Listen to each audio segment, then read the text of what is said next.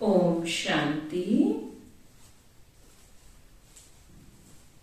आज बाबा ने कहा, मीठे बच्चे, तुम्हारा यह मर्जीवा जन्म है। तुम ईश्वर पाप से वर्षा ले रहे हो।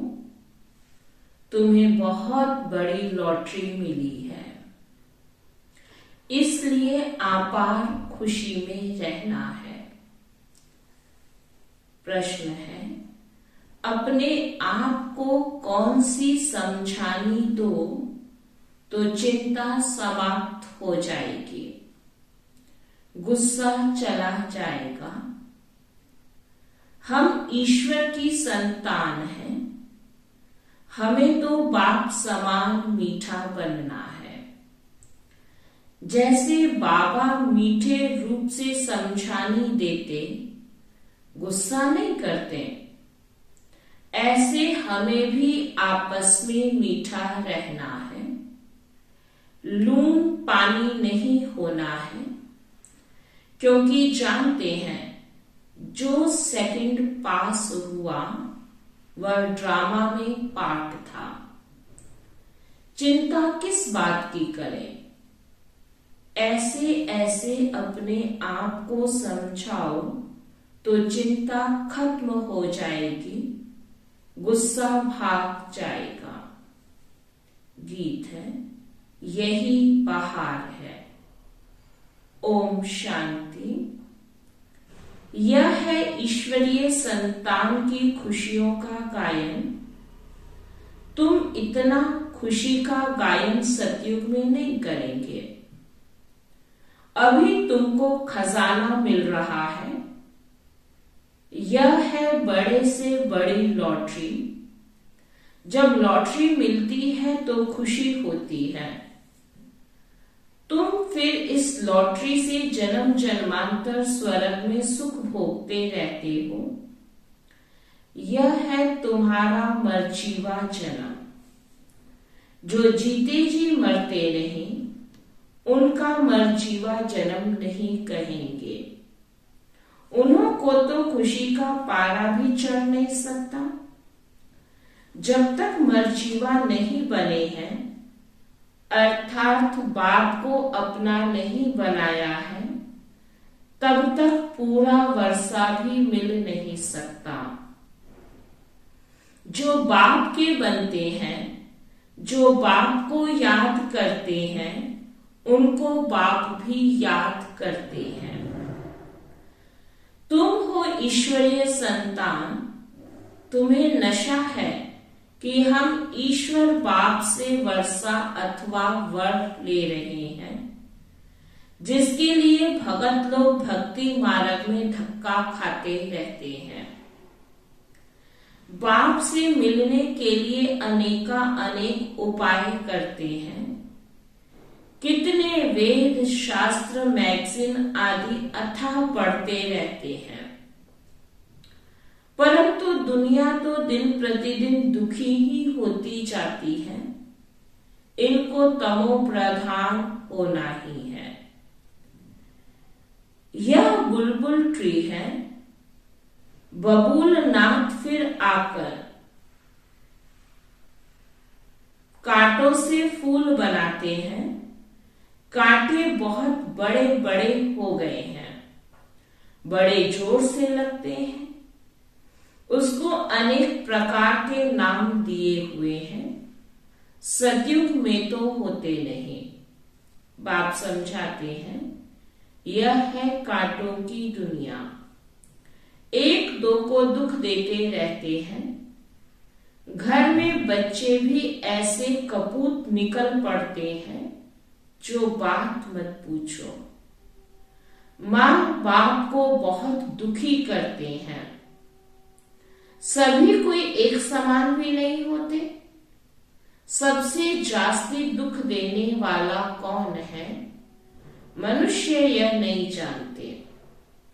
बाप कहते हैं, इन गुरुओं ने परमात्मा की महिमा गुम कर दी है। हम तो उनकी बहुत महिमा करते हैं। वह परम पूज्य परमपिता परमात्मा है, शिव का चित्र भी बहुत अच्छा है, परंतु बहुत लोग ऐसे हैं जो मानेंगे नहीं कि शिव कोई ऐसा ज्योतिर्बिंदु है, क्योंकि वह तो आत्मा सो परमात्मा कह देते हैं। आत्मा अति सूक्ष्म है जो भ्रुकुटी के बीच में बैठी है। फिर परमात्मा इतना बड़ा आकार वाला कैसे हो सकता है? बहुत विद्वान आचार्य लोग बीके पर हंसी उड़ाते हैं कि परमात्मा का ऐसा रूप तो हो नहीं सकता।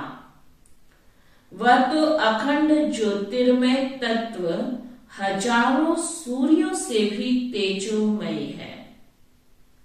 वास्तव में यह रॉन्ग है। इनकी राइट महिमा तो बाप खुद ही बताते हैं। वह मनुष्य सृष्टि का बीज रूप है। यह सृष्टि एक उल्टा झाड़ है।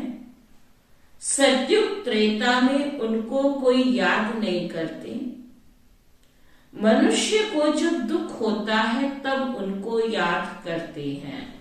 हे भगवान, हे परमपिता परमात्मा, रहम करो। सत्युग त्रेता में तो कोई रहम मांगने वाला होता नहीं। वह है बाप, रचयिता की नई रचना। इस बाप की महिमा ही अपरम अपार है। ज्ञान का सागर पतित पावन है। ज्ञान का सागर है तो जरूर ज्ञान दिया होगा। वह सत्य चित आनंद स्वरूप है, चैतन्य है। ज्ञान तो चैतन्य आत्मा ही धारण करती है। समझो, हम शरीर छोड़ जाते हैं तो आत्मा में ज्ञान के संस्कार तो है ही। बच्चा बनेंगे तो भी वह संस्कार होंगे, परंतु ऑर्गन्स छोटे हैं। बाबा कहते हैं तो बोल नहीं सकते। ऑर्गन्स बड़े होते हैं तो याद कराया जाता है तो स्मृति में आ जाता है। छोटे बच्चे भी शास्त्र आदि कंठ कर लेते हैं। यह सभी अगले जन्म के संस्कार हैं। अब बाप हमको अपना ज्ञान का वर्षा देते हैं। सारे सृष्टि का ज्ञान इनके पास है, क्योंकि बीज रूप है। हम अपने को बीज रूप नहीं कहेंगे। बीज में जरूर झाड़ के आदि मध्य अंत का ज्ञान होगा ना। तो बाप खुद कहते हैं, मैं हूं सृष्टि का बीज रूप। इस झाड़ का बीज ऊपर है। वह बाप सत्य चित्त आनंद स्वरूप ज्ञान का सागर है। सृष्टि के आदि मध्य अंत का ही उसमें ज्ञान होगा, नहीं तो क्या होगा? कोई शास्त्रों का ज्ञान होगा? बाबा पूछ रहे हैं कि अगर भगवान सत्य चित्त आनंद स्वरूप है तो जरूर सृष्टि के आदि मध्य अंत का ज्ञान होगा। कोई शास्त्रों का ज्ञान थोड़ी ही होगा। वह तो बहुतों में है। परमात्मा की तो जरूर कोई नई बात होगी ना, जो कोई भी विद्वान आदि नहीं जानते। कोई से भी पूछो, इस सृष्टि रूपी झाड़ की उत्पत्ति पालना संहार कैसे होता है? इनकी आयु कितनी है?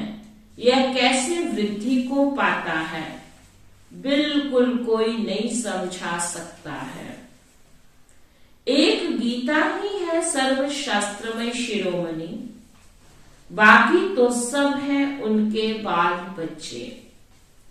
जबकि गीता पढ़ने से भी कुछ नहीं समझते तो बाकी शास्त्र पढ़ने से फायदा ही क्या? वर्षा तो फिर भी गीता से मिलना है। अब बाप सारे ड्रामा का राज समझाते हैं। बाप पत्थर बुद्धि से पारस बुद्धि बनाए पारसनाथ बनाते हैं।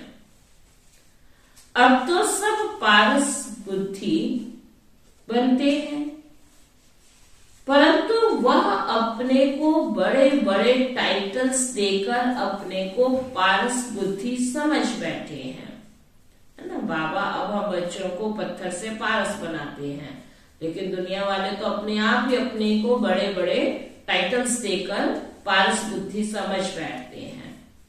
बाप समझाते हैं, मेरी महिमा सबसे न्यारी है। मैं ज्ञान का सागर, आनंद का सागर, सुख का सागर हूं। ऐसी महिमा तुम देवताओं की नहीं कर सकते। भगत लोग देवताओं के आगे जाकर कहेंगे, आप सर्वगुण संपन्न हैं। बाप की तो एक ही महिमा है, वह भी हम जानते हैं। अभी हम मंदिर में जाएंगे तो बुद्धि में पूरा ज्ञान है कि इन्होंने तो पूरे 84 जन्म लिए होंगे।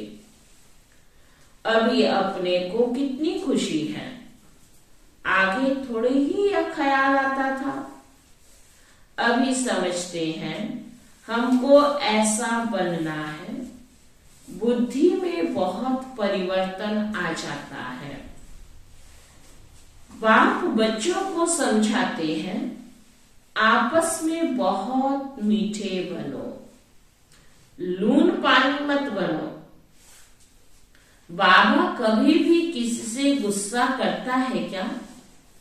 बड़े मीठे रूप से समझाने देते हैं। 1 सेकंड पास हुआ, कहेंगे यह भी ड्रामा में पार्ट था, इसकी चिंता क्या करनी है। ऐसे ऐसे अपने को समझाना है। तुम ईश्वरीय संतान कम थोड़े ही हो। यह तो समझ सकते हो कि ईश्वरीय संतान जरूर ईश्वर के पास रहते होंगे। ईश्वर निराकार है तो उसकी संतान भी निराकार है। वही संतान यहाँ चोला लेकर पाठ बजाती है। स्वर्ग में मनुष्य है देवी देवता धर्म के। अगर सबका बैठ हिसाब निकाले तो कितना माथा मारना पड़े, परंतु समझ सकते हैं कि नंबरवार समय अनुसार थोड़े थोड़े जन्म मिलते होंगे। आगे तो समझते थे मनुष्य कुत्ता बिल्ली बनते हैं। अभी तो बुद्धि में रात दिन का फर्क आ गया है। यह सब है धारणा करने की बातें। नक्शल में समझाते हैं कि अब 84 जन्म का चक्र पूरा हुआ। अभी इस चीची शरीर को छोड़ना है। यह सब का पुराना जर्जरीभूत तमो प्रधान शरीर है। इससे ममत्व मिटा देना है। पुराने शरीर को याद क्या करें? अब तो अपने नए शरीर को याद करेंगे जो मिलना है सतयुग में। वाया मुक्ति धाम होकर सतयुग में आएंगे। हम जीवन मुक्ति में जाते हैं और सब मुक्ति धाम में चले जाते हैं। इसको जय जयकार कहा जाता है। हाहाकार के बाद जय जयकार होना है। इतने सब मरेंगे, कोई तो निमित्त कारण बनेगा। नेचुरल क्लैमिटीज होगी। सिर्फ सागर ही थोड़े सभी खंडों को खलास करेगा। यह सब कुछ खलास तो होना ही है। बाकी भारत अविनाशी खंड रह जाता है। क्योंकि यह है शिव बाबा का बर्थ प्लेस। तो यह हो गया सबसे बड़ा तीर्थ स्थान। बाप सबकी सदगति करते हैं, यह कोई मनुष्य नहीं जानते हैं। उन्हों को ना जानना ही ड्रामा में नूंद है। तब तो बाप कहते हैं कि हे बच्चे, तुम कुछ भी नहीं जानते थे, मैं ही तुमको रचता और रचना अथवा मनुष्य सृष्टि के आदि मध्य अंत का सारा भेद समझाता हूं, जिसको ऋषि मुनि भी बेअंत कहकर गए हैं। यह थोड़े ही समझते हैं कि सारी दुनिया के 5 विकार बड़े भारी दुश्मन हैं, जिस रावण को भारतवासी वर्ष वर्ष जलाते ही रहते हैं। उसको जानते कोई नहीं, क्योंकि वह ना जिस्मानी है ना रूहानी है। विकारों का तो कोई रूप ही नहीं है। मनुष्य एक्ट में आता है तब पता पड़ता है कि इनमें काम का, क्रोध का भूत है। इस विकार की स्टेज में भी उत्तम, मध्यम, कनिष्ठ होते हैं। कोई में काम का नशा एकदम तमो प्रधान हो जाता है, कोई को रजो नशा, कोई को सतो नशा रहता है, कोई तो बाल ब्रह्मचारी भी रहते हैं। समझते हैं यह भी एक झंझट है संभालना। सबसे अच्छा उनको कहेंगे, सन्यासियों में भी बाल ब्रह्मचारी अच्छे गिने जाते हैं। गवर्नमेंट के लिए भी अच्छा है, बच्चों की वृद्धि नहीं होगी, पवित्रता की ताकत मिलती है। यह हुई गुप्त। सन्यासी भी पवित्र रहते हैं, छोटे बच्चे भी पवित्र रहते हैं, वानप्रस्थी भी पवित्र रहते हैं। तो पवित्रता का बल मिलता ही आता है। उन्हों का भी कायदा चला आता है कि बच्चे को इतनी आयु तक पवित्र रहना है, तो वह भी बल मिलता है। तुम हो सतो प्रधान पवित्र। यह अंतिम जन्म तुम बाप से प्रतिज्ञा करते हो। तुम सतयुग की स्थापना करने वाले हो। जो करेगा सो पवित्र दुनिया का मालिक बनेगा, नंबरवार पुरुषार्थ अनुसार। यह है ईश्वरीय कुटुंब। ईश्वर के साथ हम रहते हैं कल्प में एक बार, बस फिर दैवी घराने में तो बहुत जन्म रहेंगे। यह एक जन्म ही दुर्लभ है। यह है ईश्वरीय कुल उत्तम ते उत्तम। ब्राह्मण कुल सबसे ऊंची चोटी है। नीचे ते नीच कुल से हम उच्च ब्राह्मण कुल के हो गए। शिव बाबा जब ब्रह्मा को रचे तब तो ब्राह्मण रचे। कितनी खुशी रहती है जो बाबा की सर्विस में रहते हैं। हम ईश्वर की औलाद बने हैं और ईश्वर की श्रीमत पर चलते हैं। अपनी चलन से उनका नाम बाला करते हैं। बाबा कहते हैं वह तो है आसुरी गुणों वाले, तुम हो दैवी गुणों वाले। जब तुम संपूर्ण बन जाएंगे तो तुम्हारी चलन बहुत अच्छी हो जाएगी। बाबा कहेंगे यह दैवी गुण वाले नंबरवार पुरुषार्थ अनुसार। आसुरी गुण वाले भी नंबरवार हैं, बाल ब्रह्मचारी भी हैं, सन्यासी पवित्र रहते हैं, सो तो बहुत अच्छा है। बाकी वह किसकी सदगति तो कर नहीं सकते। अगर कोई गुरु लोग सदगति करने वाले होते तो साथ ले जाते, परंतु खुद ही छोड़कर चले जाते हैं।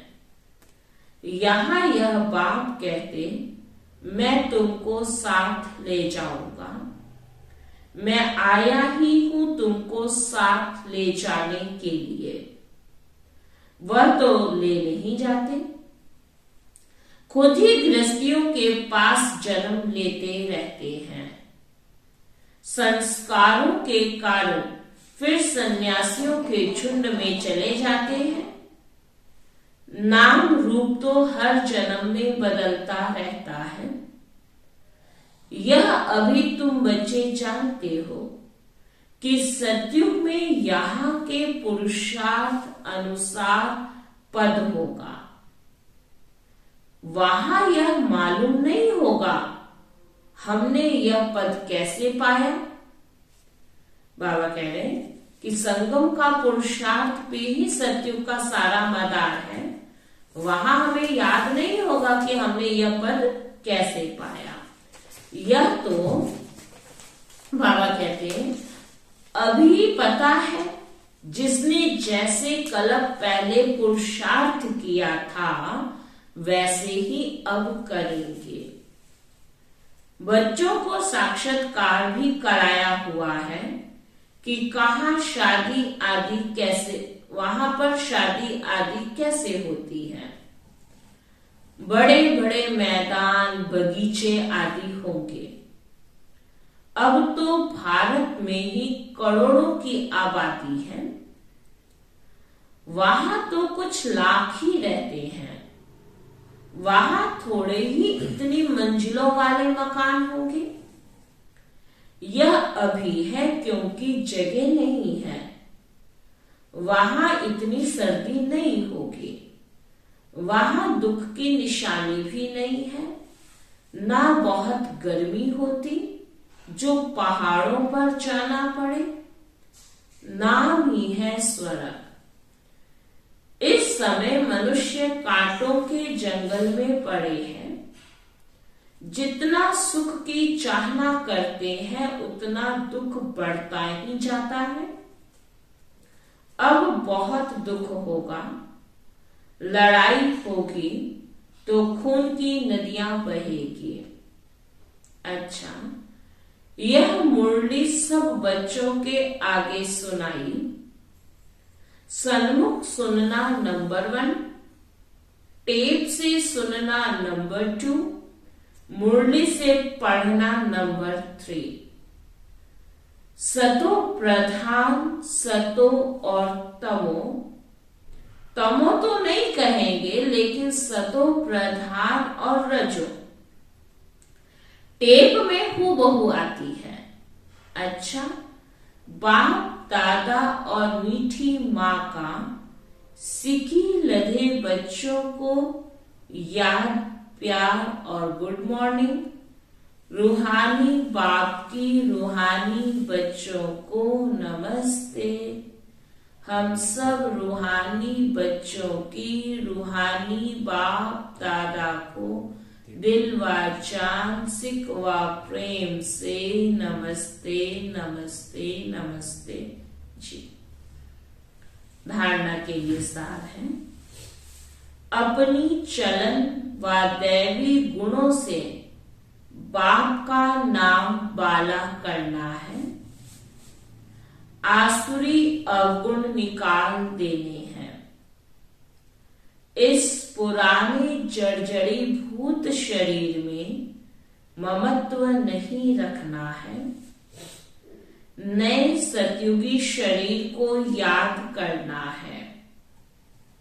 पवित्रता की गुप्त मदद करनी है।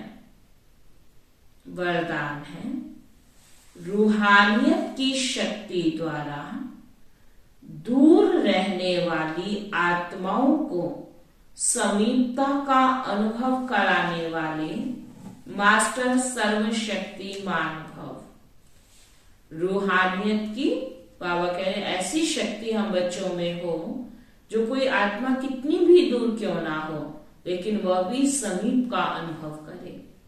जैसे साइंस के साधनों द्वारा दूर की हर वस्तु समीप अनुभव होती है, ऐसे दिव्य बुद्धि द्वारा दूर की वस्तु समीप अनुभव कर सकते हो।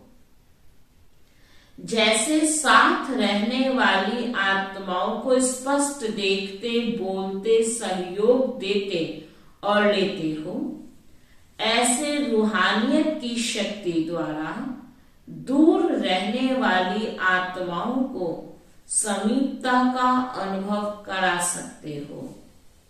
सिर्फ इसके लिए मास्टर सर्वशक्तिमान संपन्न और संपूर्ण स्थिति में स्थित रहो और संकल्प शक्ति को स्वच्छ बनाओ।